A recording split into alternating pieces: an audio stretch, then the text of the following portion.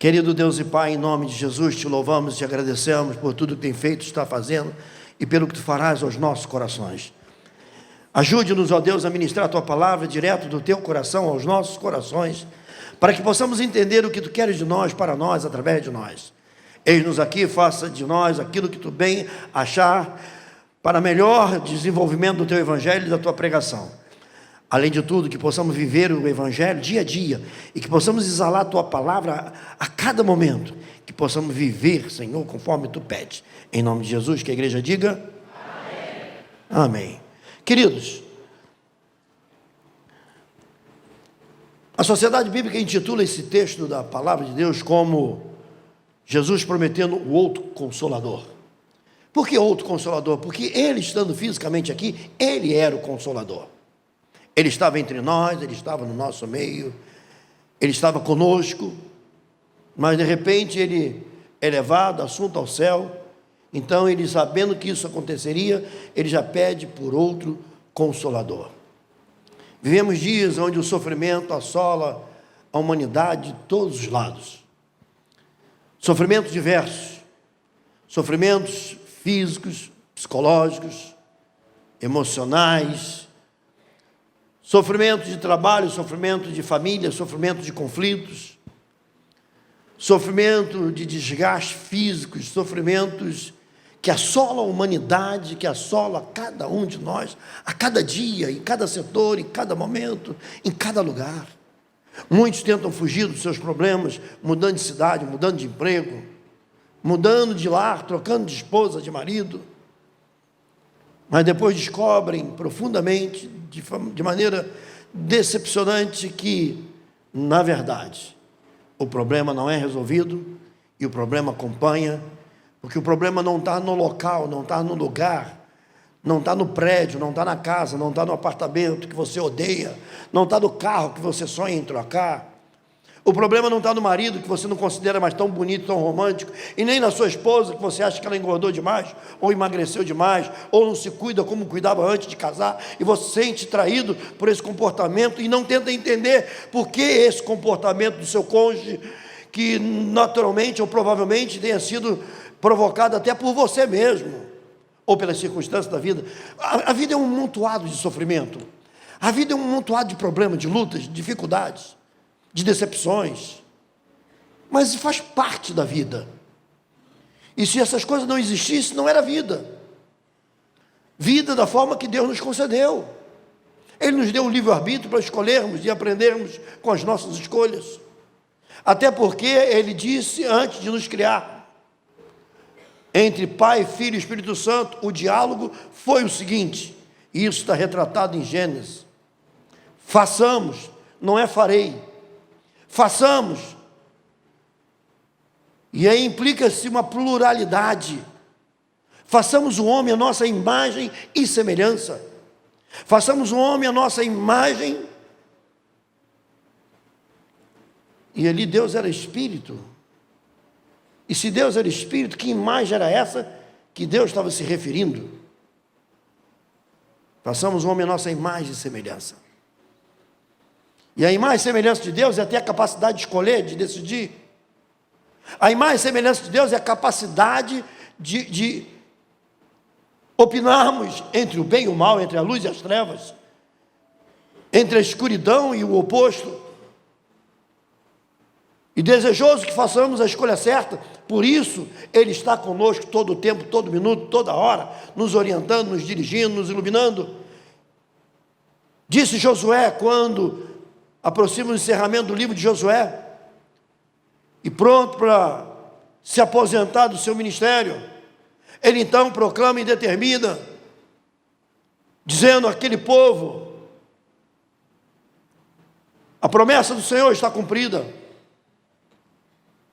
E ele então já haviam dispensado cada tribo para cada região, a promessa de tirá-los do Egito e levá-los a uma terra que emana leite e mel, se cumpriu. E muitas vezes, quando se cumpre certas promessas, começa certo problema, porque nos acomodamos, e com o tempo aquela promessa tão sonhada, tão desejada, tão esperada, tão buscada, passa a perder um certo valor. Quem nunca chorou na sua infância, pedindo papai e mamãe, eu quero a minha Caloi? Será que hoje você ainda chora por isso? Não, você está querendo um BMW. Porque o sonho da Caloi não tem mais sentido. Não só porque o tempo passou, mas porque depois de ter recebido a sua Caloi, ou Monarch, você curtiu, depois descobriu que ela fura pneu, que ela arrebenta o cabo do freio, e com o tempo ela está encostada entre a geladeira e o tanque, ou entre a máquina de lavar e o tanque, ou jogada em qualquer canto da casa, porque ela não é mais aquele sonho desejado, aquele sonho esperado, já se foi. Por isso que certos sonhos Deus segura, porque Ele sabe que certas pessoas vão desvalorizar tão rapidamente, que logo estarão seguindo outras vozes, e não mais a voz do Senhor. O que fazer? Como viver? Como prosseguir? Como agir? Como entender? Como nos entender? Eu tenho lido esses dias, esses meses, esse tempo recente, muita notícia de pastores e pastoras se suicidando. E se estiverem me ouvindo na internet, vai para você também esse recado. Eu não estou aqui julgando tais pessoas, porque quando alguém chega ao ponto de um suicídio, é porque a dor que ele sentia estava tamanha,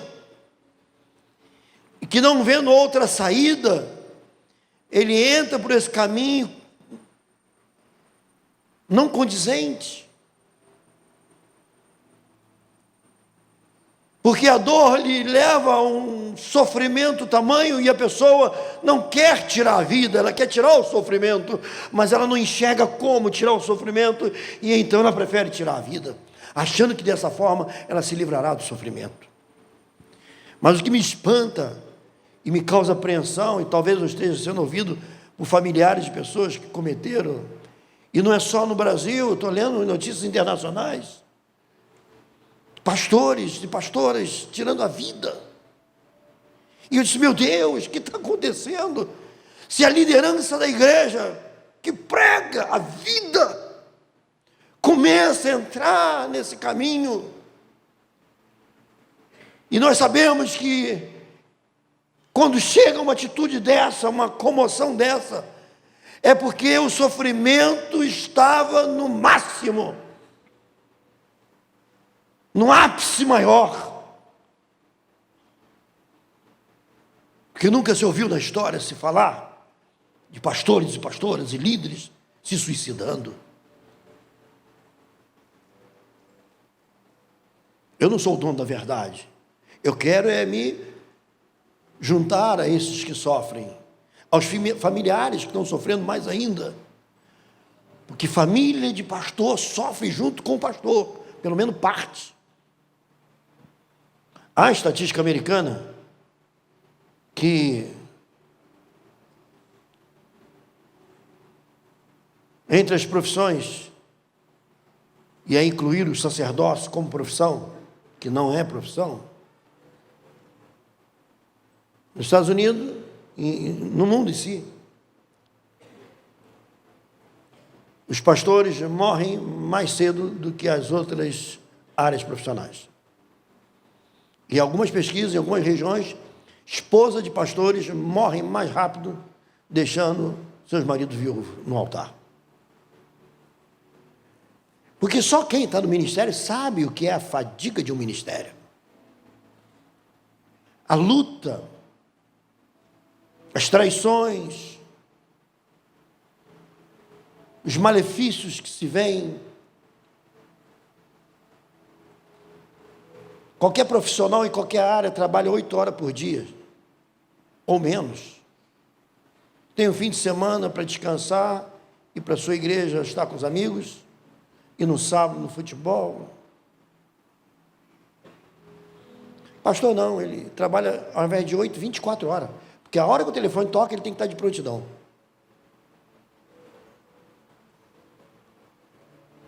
E quem tem um público maior para ser atendido do que as igrejas? Então eu entendo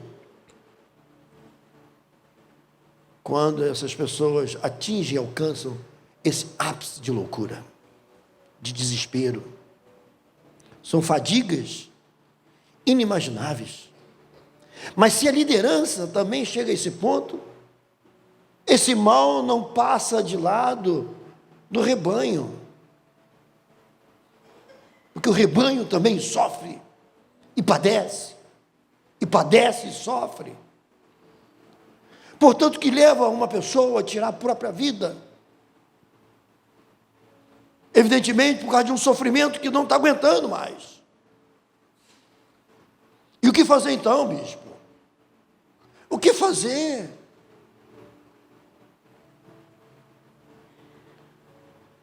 O que eu posso dizer é que Jesus é a vida, não a morte. Enquanto Ele for a vida, eu tenho que aguentar a pressão. Mas eu sei que é difícil. Eu sei que é difícil. Jesus é o pão da vida. Porque se a vida estiver extinguindo, Ele vem alimentá-la. Ele não é o pão da morte. Ele é o pão da vida. Portanto, quando essas pessoas chegam a esse ápice de loucura, é porque faltou um braço amigo, um ombro amigo. Porque as profissões mais solitárias hoje são de pastores. Porque ele ouve o problema do casal, ouve o problema do jovem, ouve o problema do viúvo, ouve o problema da viúva, aquele problema pessoal, aquele problema profissional, aquele problema de crise, aquela crise de casamento, aquela crise de pai e filho, é o filho que se droga, é a mãe que vem reclamar que a filha está indo para o homossexualismo, ou o filho está pegando o caminho das drogas, e você acaba ouvindo diariamente, e acompanhando, e aconselhando, e muitas vezes, um jovem que você apresentou aqui como bebê, Senhor, te apresentamos essa criança, e oramos, e vemos ela correr na escola dominical, e daqui a pouco está adolescente, pegando um caminho tortuoso. E nós sofremos, a família sofre também. Quantas vezes eu tirei da minha cesta básica, e numa época de crise, para levar para famílias. Porque havia famílias na época padecendo e carecendo demasiadamente. Jesus, irmãos, é a ressurreição e não a destruição. João 14 diz, versículo 18: não vos deixarei órfãos, voltarei para vós outros. Então ouça, meu irmão, minha irmã, você que está me ouvindo na internet. Talvez eu não tenha todo o remédio, mas eu tenho algumas pílulas que podem ajudar. Uma delas está aqui em João 4,18. Não vos deixarei órfão. Quando bateu o desespero, lembre-se, você não está sozinho na dor, no sofrimento. Jesus disse: não te deixarei órfão. Portanto, diz ele, voltarei para vós outros. Ele está preparando os discípulos, dizendo: eu estou chegando próximo dos meus últimos dias. E Jesus disse: eu vou para o Pai, mas o Pai enviará o outro, o Consolador. Ele diz no versículo 16: eu rogarei ao Pai, e Ele vos dará outro, o Consolador, a fim de que esteja para sempre convosco, o Espírito da verdade, que o mundo não pode receber, porque não vê, nem o conhece. Vós o conheceis, porque Ele habita convosco e está em vós. Portanto, meu querido, não pense em fazer besteira antes de lembrar dessas palavras. Jesus está dizendo: eu estarei convosco todos os dias até a consumação do século. Não há por que pegar o caminho da loucura. Mas, bispo, quem toma esse caminho sabe o sofrimento que está. Sim, mas muitos pegaram esse caminho, mas não foram adiante. Pararam no meio do caminho. E disseram: não. Outros pararam. Eu já cheguei à beira do abismo. Eu disse: não, o meu Deus me guardará. Não vos deixarei. Ele disse: eu tenho que ir para o Pai, porque fisicamente eu não posso ficar agora. Eu tenho que ser assunto ao céu, mas o Pai enviará o terceiro, o Consolador, o Espírito da promessa que o mundo não pode conhecer, mas vós o conheceis, porque habita convosco e está em vós. Então ouça, por mais desesperador que seja, há uma solução, há uma esperança, há um remédio. Versículo 19: ainda por um pouco, e o mundo não me verá, mas vós, porém, me vereis, porque eu vivo e vós também vivereis. Você que está me ouvindo aqui e na internet, saiba, se você acha que chegou no limite, eu tenho que te dizer uma coisa: além do limite, tem um que é ilimitado. Não precisa se desesperar. Seu problema tem solução, você que não está enxergando. Seu problema tem resposta, você que não está enxergando. Seu problema não é insolúvel, tem solução, você que não está enxergando. Então me ouça. A porta se abrirá e você entenderá. Ainda que um pouco o mundo não me verá, mas vós, porém, me vereis.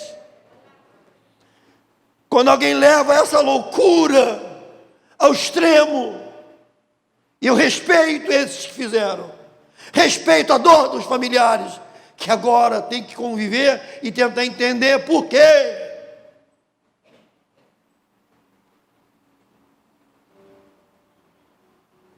Uma filha perguntou: por que meu pai fez isso? Líder, 30 anos de ministério. Dentro do ministério tem ministros e ministros. Tem gente boa sofrendo na mão de líderes déspotas. Tem muita gente no altar que nunca chegará nem perto da porta celestial. Eu conheço vários perversos, malignos, opressores, oprime os seus liderados. Não sabe o que é misericórdia, compaixão. Sabe o que é interesse pessoal, status e posição. Eu recebi esses dias um livro de um pastor, São Paulo, pastor amigo, jornalista, escritor. Ele me ligou: bispo, me dá o endereço certo que eu vou mandar o meu mais novo livro. Eu falei: ok. E essa semana eu cheguei a receber, e eu estava dando a lida. E eu lembrei uma ocasião que conversávamos, almoçávamos e conversávamos, e ele estava passando uma fase terrível. E eu perguntei sobre o líder dele. E a resposta foi: vai acertar conta no tribunal de Deus. Porque a única coisa que ele não é um cristão de verdade. Eu perguntei porque eu conheço a história dessa criatura. Manipulador, usa do poder para oprimir. E esse pastor sofre muito na mão dele. Eu lendo o seu livro, e eu fiquei ali tentando imaginar quantos outros. Os pastores são homens de Deus, são homens santos, mas tem muito sambalá, tobia, tem muito mercenário, tem muito aproveitador, infelizmente, e leva outros ao sofrimento profundo, a humilhações. E só Deus sabe a capacidade de resistência de cada um. O ministério não mata. Eu quero dizer para você que está me ouvindo hoje, em especial na internet, o ministério não mata, meu irmão. Quando você for para o seu altar, para a sua igreja, lembre-se, o ministério não mata. O ministério não destrói vidas. O ministério não leva ao suicídio. O ministério nos ressuscita. O ministério nos levanta. O ministério nos coloca de pé. Então, por que esses homens entraram por esse caminho? Porque confundiram o seu sofrimento e a origem dele com o ministério. Sonhos humanos e ambições pessoais é que matam e levam à loucura e até à morte. Há uma diferença em sonhar ter no ministério aquilo que Deus não quer para o seu ministério. Vou repetir. Há uma diferença em sonhar ter no ministério aquilo que Deus não quer para o seu ministério. Quando você sonha para o seu ministério o que Deus não quer para o seu ministério, a dor aperta e você só vê esse caminho de fuga. Porque você não pode sonhar loucuras. Você não pode sonhar com besterologia. Você tem que sonhar e estar no centro da vontade de Deus. Eu pastorei durante anos igrejas que eram menor do que esse pedaço do altar. E por muitas vezes pensei em largar, isso aqui não é para mim não, eu vou embora. E Deus sempre usava alguém, alguma coisa, alguma situação, e eu dizia, não, até Deus mandar sair, eu fico. Até Deus disser, chegou a hora, e Deus disser, não é através do profetia do irmãozinho, desses convitezinhos satânicos que você recebe, não. Ô varão, na nova vida você nunca vai ser nada. É melhor ser nada no centro da vontade de Deus do que ser tudo na mão do diabo. Porque se há um chamado, aqui será reconhecido. Porque essa é uma igreja que quer ganhar vidas e não ganhar o que as vidas têm. Há uma diferença grande. Portanto, queridos, deixa eu dizer uma coisa para você. O que leva ao desespero é acreditar que você não vai alcançar os sonhos tão sonhados. Quando o inimigo começa, atenção aqui, irmãos, deixa lá, a cadeira que escorregou. Não precisa expulsar demônio, que a obreira é bênção de Deus. A cadeira que tombou, os irmãos já estão prontos. Isso é guerreiros. São guerreiros. Mas ouçam bem, o que leva ao desespero é acreditar que não vai alcançar os sonhos tão sonhados. Quando você não acredita mais, entra o desespero. Se os seus sonhos não convivem bem com a sua fé, eles não são sonhos de Deus, são pesadelos humanos, aí leva ao suicídio. Eu vou repetir, se os seus sonhos não convivem bem com a fé, eles não são sonhos de Deus, são pesadelos humanos, e aí o pesadelo não se realiza, e aí o homem leva a sua vida ao ápice fatal. Isso serve para todos nós. Não confunda pesadelos humanos com sonhos de Deus.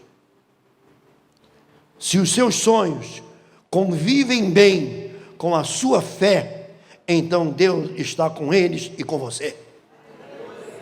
Se os seus sonhos convivem bem com a fé, mas eu estou em desespero. Por quê? Não, porque eu não sei se Deus vai fazer, se não tem certeza que vai fazer, então porque não é de Deus. Já joga esse sonho no lixo e vamos buscar outro. Não, porque eu recebi uma proposta. Querido, Satanás vive diariamente fazendo proposta. e você está angustiado por cada proposta, joga ela no lixo. Porque as propostas de Deus não trazem tormento, e Deus não traz proposta. Deus traz chamado, nasce de dentro para fora, é de dentro para fora, é de dentro para fora. É o Espírito Santo falando em você. Portanto, o sonho de Deus é indestrutível. Os pesadelos humanos são destruidores. O pesadelo humano é querer fazer o ministério um grande império espiritual. O sonho de Deus é fazer o ministério a proclamação do reino de Deus. Aonde eu estive pastoreando. Hoje temos uma igreja desse tamanho. E sabe lá onde Deus vai nos levar. Hoje temos um monte de congregações espalhadas. Eu fico às vezes vendo irmãos. Nós temos um grupo de pastores no Facebook, no WhatsApp. E eu fico vendo, eles mandando as notícias, agradecendo. Bispo, obrigado pelo piso novo. Bispo, obrigado por causa disso, obrigado por aquilo outro. E eu fico vendo a alegria dos irmãos, a fé. Eu não sei onde isso tudo vai parar. Até porque o projeto não é meu, é de Deus. Até porque eu sou limitado. Quando eu saí da fábrica, eu vim com carimbinho atrás. Defeito de fabricação e duração limitada. Não tem aquele carimbo de você vai no mercado e vê se está. O Danone venceu, a validade vencida. Irmãos, eu saí da fábrica com 2 carimbinhos atrás. Não era em metro, não. É isso celestial. E estava lá o carimbinho. Defeito de fabricação. Não espere de mim perfeição. Não aguarde de mim perfeição. Não espere ver em mim algo perfeito. Eu me comprometo e que colaborarei com você com o amor de Jesus. Ele é perfeito. Estarei pronto a te ajudar, a te amar, a te socorrer. Mas não espere perfeição. Eu estou com um carimbinho de fábrica, defeito de fábrica, de fabricação. E tem lá um carimbinho dizendo assim, prazo de validade. Eu não sei até onde isso tudo vai, mas eu vou junto, até onde der, fazendo o melhor para Deus, fazendo o melhor para Deus, fazendo o melhor para Deus, fazendo o melhor para Deus, fazendo o melhor para Deus.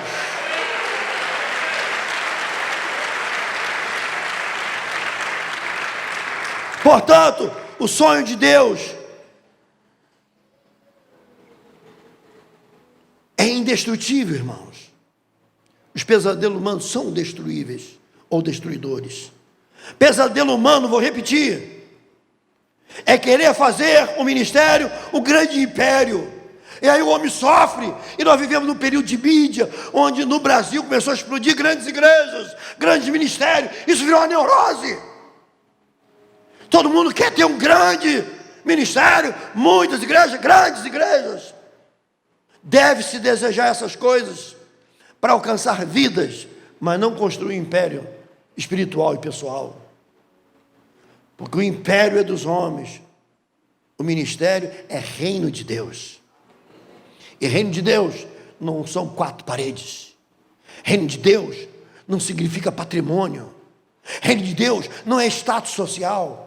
Reino de Deus é a presença gloriosa, inefável do Senhor Jesus. Quando o bispo Roberto escreveu o livro Bem-vindos ao Reino de Deus, ele estava se antecipando a muita coisa, porque, irmão, Jesus é o reino entre nós. Ele disse, o reino de Deus está entre vós. Quem está entre nós com a perfeição do reino de Deus? Jesus. Então o meu propósito é pregar Jesus. A minha missão é anunciar Jesus. A nossa missão, o nosso chamado é levar Jesus. Agora, se tem que alugar um local grande para não ficarmos na chuva, amém, vamos alugar. Se tem que botar cadeira acolchoada, porque podemos botar, ao invés de cadeira de madeira, nós começamos com um banquinho de madeira que não tinha encosto. Os irmãos se levantavam, alguns iam lá para trás, quem é da época lembra, e ficavam lá na parede esticando as costas, porque depois de um certo tempo, era aquele banquinho de obra, que não tinha como encostar, e ficava com as costas doendo. Os irmãos iam lá, e ficavam esticando as costas na parede, até o pregador acabar. Mas hoje você pode descansar nessa cadeira confortável. Porque pessoas que não estão aqui hoje, antes creram na visão, no chamado, no reino de Deus e ofertaram para você hoje desfrutar do bom e do melhor. Ainda ficam alguns aqui reclamando, tem que dar dízimo? Não tem que dar nada. Se você não tiver a visão do reino de Deus, tem que dar nada. Porque isso aí está amaldiçoado. Agora, se você tem a visão do reino de Deus, seja fiel dizimista e operoso praticante, porque talvez você esteja amanhã aqui no meu lugar, como um dos pastores, e eu talvez debaixo da terra, num gavetão. Tudo bem, pastora? Graças a Deus. Foi um amarrado só, mas bem-vindo. O reino de Deus não é comida nem bebida, mas é alegria e paz no Espírito Santo. Quando mudamos a visão do reino para pesadelos humanos, sofremos angústia, opressão, tristeza. Quando olhamos o líder como Deus na terra, padecemos, porque o líder às vezes é perverso, é cruel. Mas quando a gente olha o líder como ser humano, como outro qualquer, que merece respeito e oração, e se ele for um trovo, Deus vai tirar na hora certa. Ouça bem, defenda a verdade, mesmo que isso te cause perdas financeiras ou outras perdas. Sofremos porque não morremos, pois se verdadeiramente tivéssemos morrido, não estaríamos sofrendo. Então qual é a solução de eliminar o sofrimento? É morrer, mas não da maneira que essas pessoas estão morrendo. Não é praticando um suicídio. Esse morrer da Bíblia é morrer para si, é tomar a sua cruz, é morrer para a sua vontade. Se o teu sonho, se o teu projeto, se os teus estão te causando dor e sofrimento, joga esses sonhos fora. Ah, mas eu quero. Se você quer tanto ao ponto de sofrer desnecessariamente, pare de querer. Eu lembro quando eu era jovem ainda, eu estava brigando com Deus em oração. Eu disse, não, o Senhor é Deus, e o Senhor é meu Pai, e o Senhor vai... E um dia Deus me disse assim, meu jovem, duro te é recalcitrar contra os aguilhões. Você sabe o que é aguilhão? Era um ponto, era uma ponteira de ferro, como fosse a ponta de uma lança, grosso, e ia diminuindo, usado muito em celeiro de fazenda. Então, para furar o couro ou quebrar uma madeira, aquele ferro chamava-se um aguilhão, uma ponta de ferro, como fosse uma ponta de uma lança grossa. E eles então furavam o couro, quebravam coisas ali. E o Senhor diz, duro te é recalcitrar contra os aguilhões. Você está querendo amassar o ferro com soco. Aí você olha, a tua mão está toda despedaçada e o ferro não sofreu um arranhão. Quem quer tentar dobrar o braço de Deus, vai ficar sem mão. E aí eu aprendi cedo, que muitos dos meus sofrimentos, que eu não via saída e nem solução, estava a solução tão perto. Meu irmão está me ouvindo na internet, ouça bem, a solução está perto. Abre mão de tudo isso que causa sofrimento. Mas a igreja está me causando um dano terrível, o meu líder... Então entrega, vai ser jardineiro. Eu falei para o meu filho, quando estava nos Estados Unidos, e a gente conversando, ele disse assim, se Deus mandar ficar aqui, meu filho, eu não volto mais. Você vai viver de quê? Você é jardineiro, consertar torneira, qualquer coisa. Se ele mandar eu ficar aqui, ele vai dar um jeito de me dar uma sobrevivência. Eu falei para ele. Mas e a igreja, o ministério, tudo lá? Não, o ministério está dentro de mim, não está lá, está dentro de mim. E lá cada um tem um ministério dentro do seu coração. Porque se Paulo, Pedro e os demais eram substituíveis, eu sou também. E se Deus diz, larga tudo e vai para outro lugar, para onde eu te mandar, Ele sabe que eu faço isso na hora. Sabe por quê? Porque meu coração não está apegado a isso aqui, a essas coisas, ao que é terreno. Meu coração está apegado ao Cristo ressurreto, Senhor dos senhores, Deus dos deuses. Ele está aqui, e aonde eu for, Ele vai comigo. Aonde eu estiver, Ele está comigo. Porque nós somos semeadores, não proprietários da fazenda.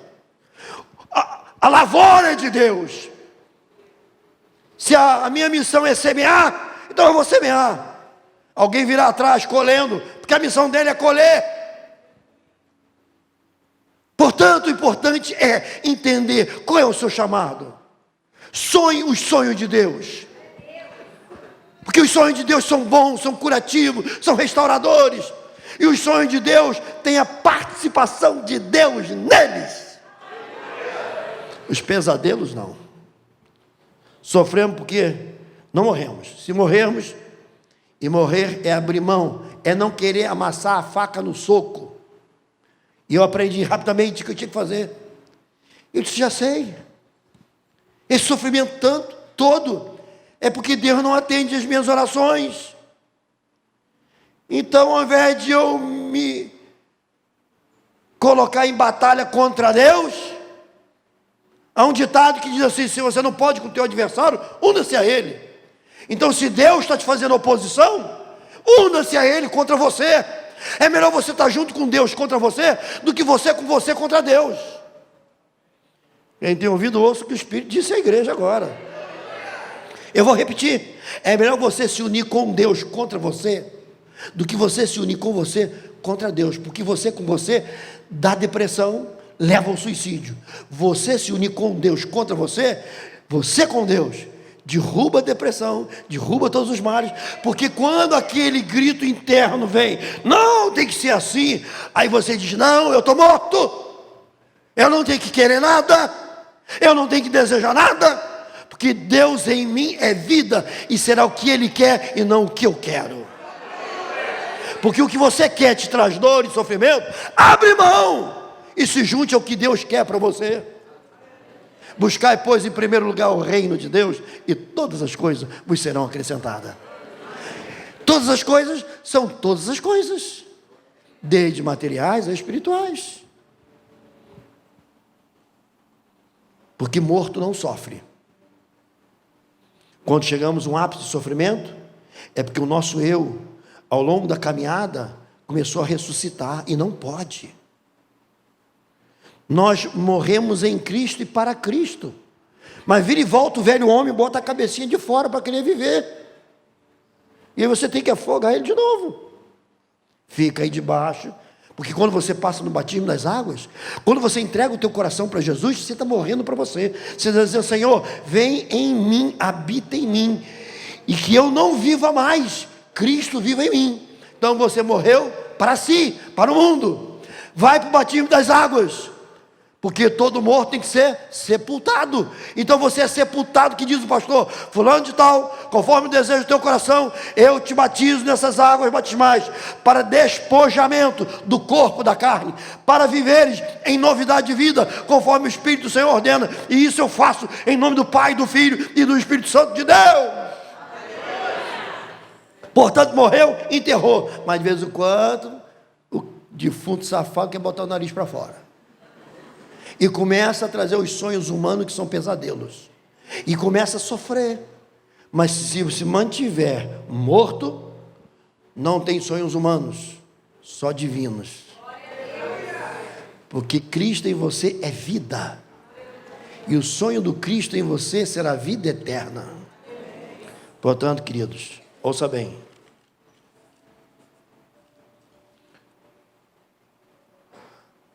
Lembra-se de Pedro? Na pescaria, Pedro estava lá frustrado, cansado, não conhecia o mestre ainda, chegou esgotado. Irmãos, nós nos perdemos na leitura, porque nos perdemos no tempo. Quando você fala em pescaria hoje, você pensa nos barcos de hoje, você pensa na rede de hoje, nos anzóis de hoje. Estou falando de 2000 anos atrás, não existia energia elétrica, não existia serra elétrica. Como é que se cortava madeira para fazer um barco naquela época?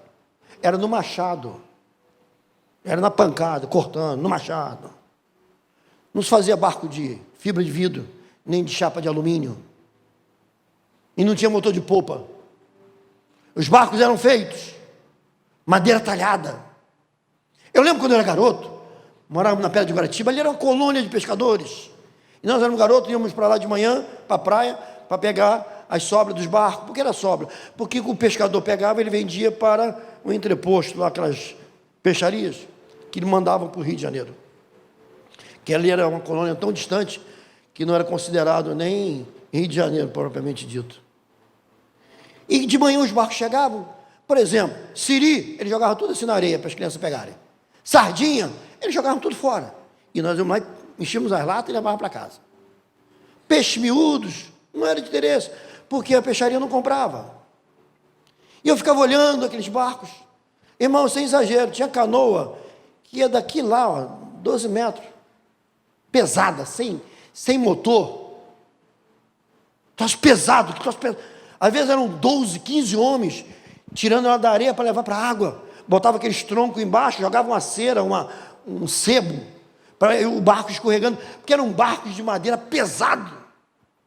Estou falando agora, 40 anos atrás, 45 anos, 44 anos atrás, que eu tinha 7, 8 anos lá na beira da praia.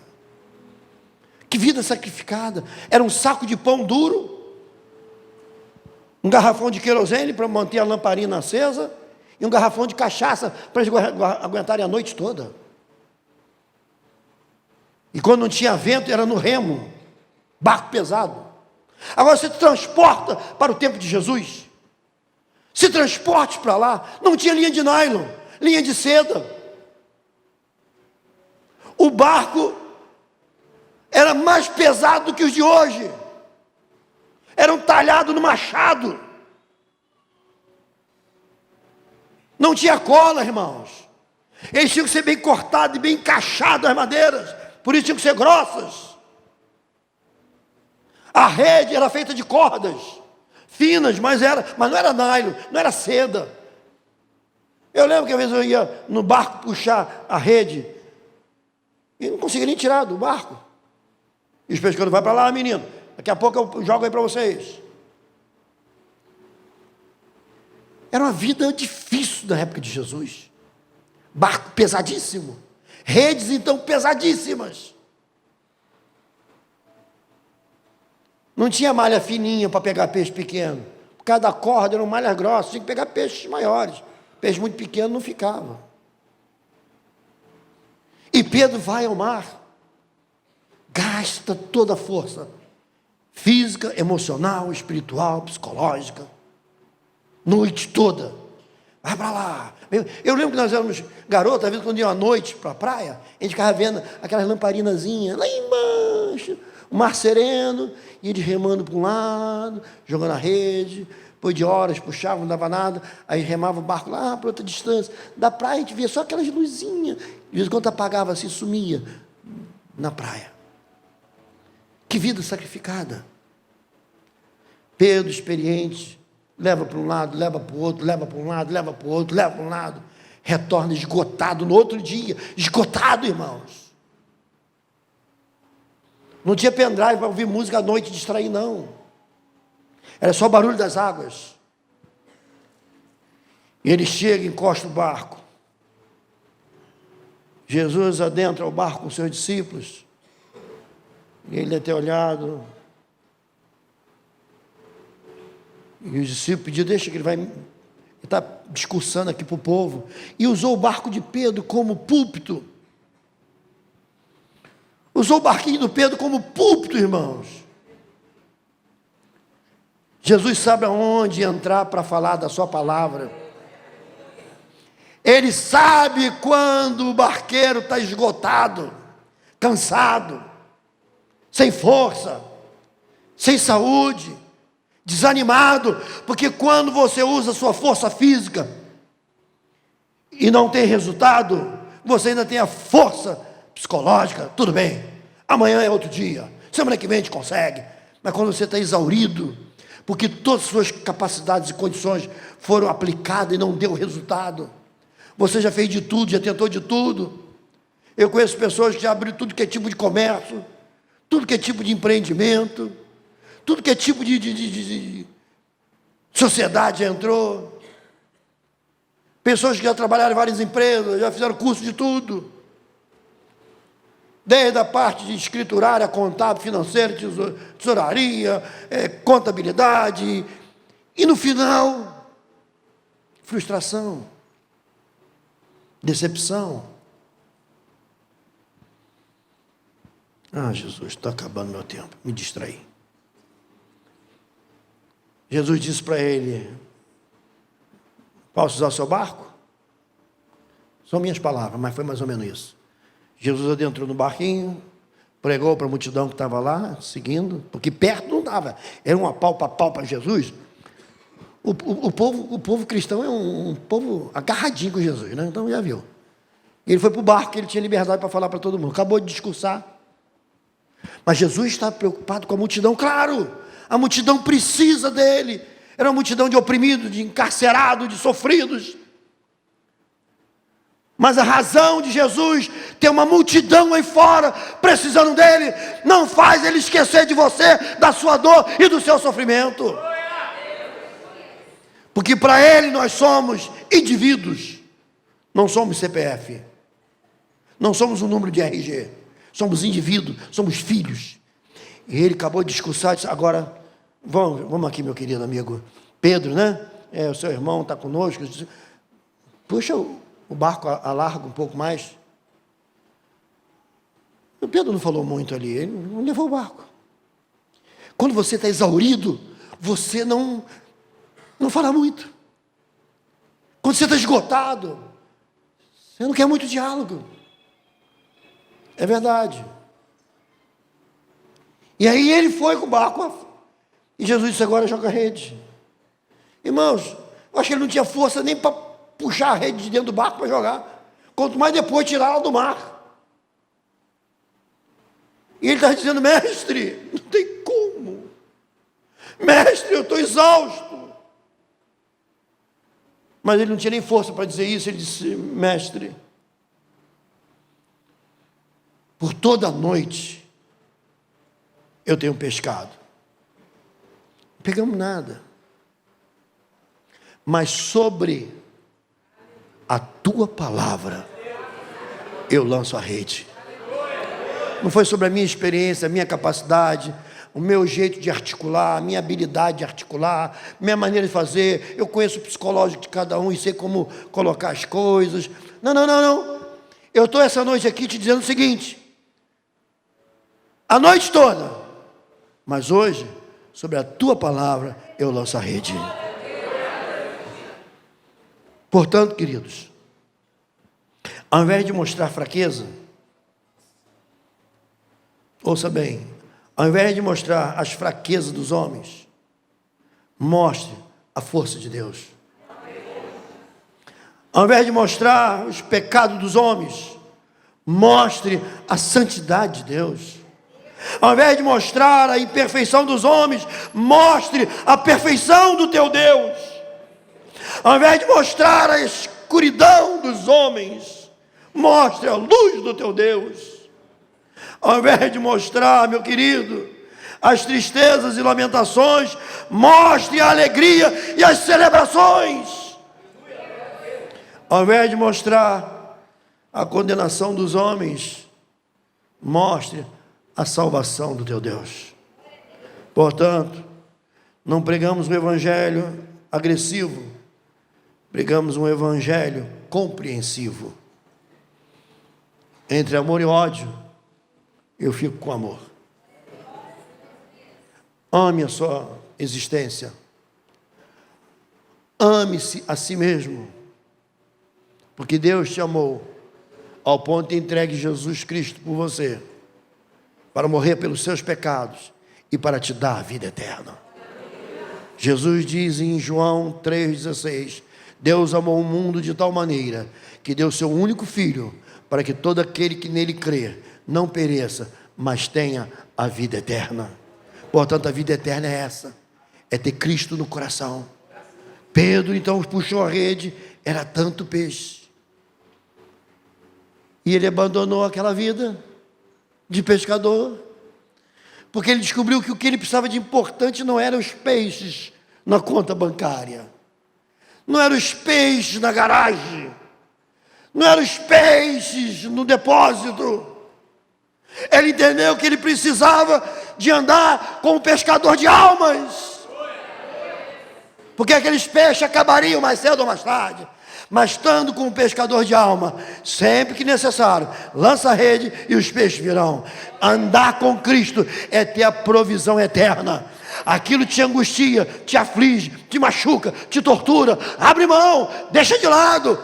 Busque o reino de Deus, não o império das igrejas, das instituições, da denominação. Você está aqui para congregar na igreja de Nova Vida.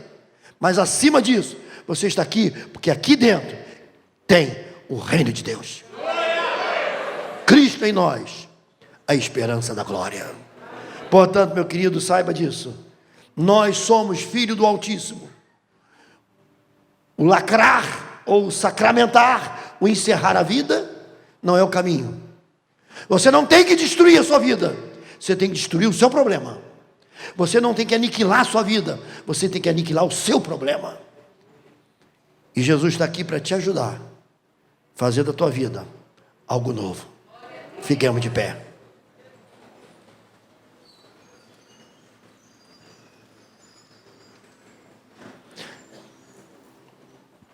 Portanto, diz o Senhor, ainda por um pouco, seu livramento está pertinho.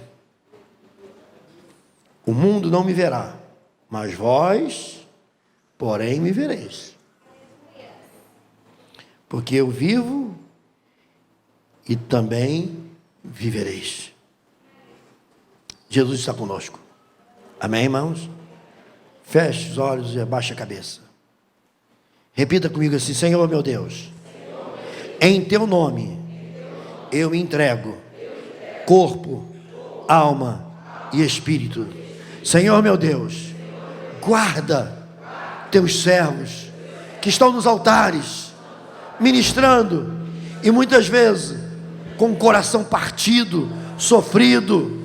Pai, salva, socorre, estende a tua misericórdia, abre os olhos, que eles não têm que eliminar sua existência, mas eliminar o seu problema. E tu és o socorro divino na hora da tribulação.